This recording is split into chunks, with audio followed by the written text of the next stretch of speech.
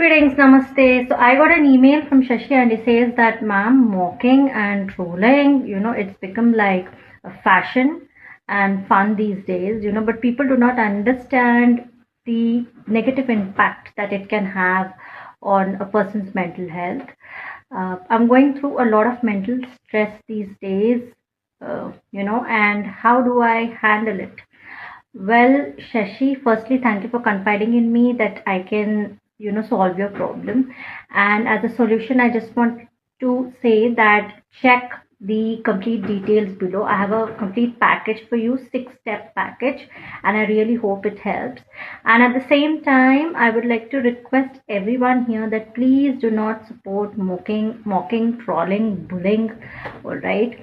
And do not do it yourself for fun, and start practicing it from now. And let's make 2026 a better world to live in.